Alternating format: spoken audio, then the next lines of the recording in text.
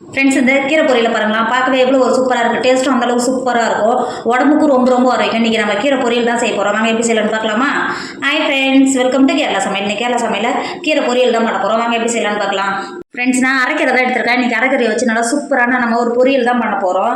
அதுக்கு தொடர்ந்து பார்த்திங்கன்னா, அந்த அரைக்கறியை நம்ம முதல்ல கழுவிட்டு தண்ணியெல்லாம் வடிகட்டி எடுத்துக்கோங்க. இங்கே பாருங்கள், இந்த அளவுக்கு நல்லா கழுவி எடுத்துன்னு வந்திருக்கேன். இப்போ பாருங்கள், நான் கீரை நல்லா கழுவி எடுத்துன்னு வந்துட்டேன். எப்பயுமே எங்கள் கீரையை கழுவி எடுக்கும்போது தண்ணி ஒரு பாத்திரத்து நிறைய தண்ணி பிடிச்சிட்டு அதுக்குள்ளே கீரையை போட்டு கழுவி எடுங்க. அப்போ தான் இதுக்குள்ளே மண் இருக்கிற மண்ணெல்லாம் வெளியில் போகும். இப்போ ஒரு கட்டிங் போட்டு வச்சுக்கோங்க. நம்ம கழுவி எடுத்துன்னு வந்திருக்கோம் பார்த்தீங்களா, அந்த கீரையை உள்ளே சேர்த்துக்கோங்க.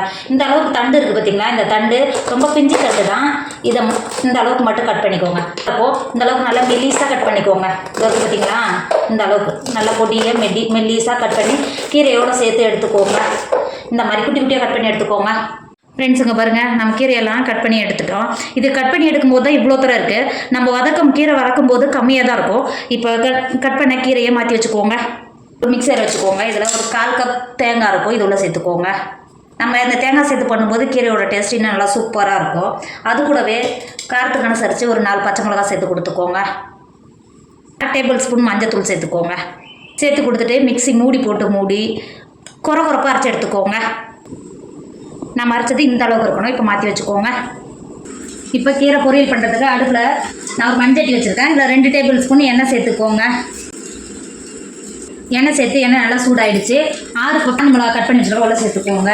காஞ்ச மிளகாவை சேர்த்து கொடுத்துட்டு அது கூடவே 1/2 டேபிள் ஸ்பூன் கடுகு சேர்த்துக்கோங்க. கடுகும் காஞ்ச மிளகா நல்லா பொரிஞ்சு வந்துருச்சு. ஒரு பெரிய சைஸ் வெங்காயத்தை நல்லா பொடியாக கட் பண்ணி வச்சுருக்கேன், இது உள்ள சேர்த்துக்கோங்க. நீங்கள் சின்ன வெங்காயம் கூட சேர்த்துக்கலாம், டேஸ்ட் இன்னும் நல்லா சூப்பராகவே இருக்கும். வெங்காயத்தை நல்லா வதக்கிக்கோங்க. 5 நிமிஷம் வதங்கினாவே போதும், நல்லா வதங்கணும் அவசியம் கிடையாது. வெங்காயத்தை வதக்கிக்கோங்க.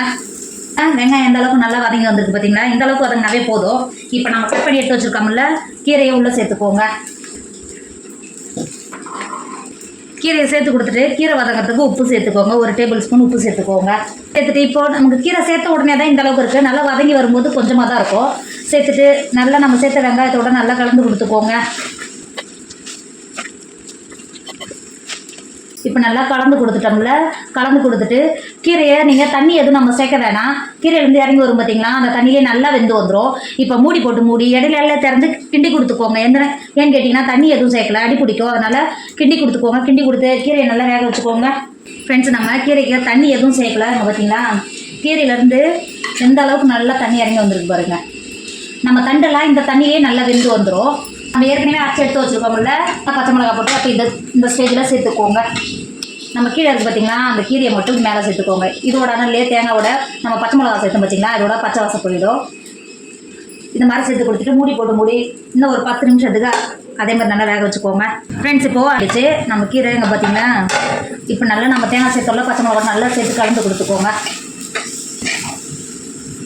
இப்போ பாருங்கள், நல்லா கலந்து கொடுத்தோடனே நம்ம பச்சை மிளகா பச்சை வாசனைலாம் போயிடுச்சு. இப்போ பார்க்குற எவ்வளோ கீரை கூட்டு மாதிரி இருக்குது பார்த்தீங்களா, அந்த கீரை பொரியல் டேஸ்ட் அந்தளவுக்கு சூப்பராக இருக்கும். இறக்கிக்கோங்க.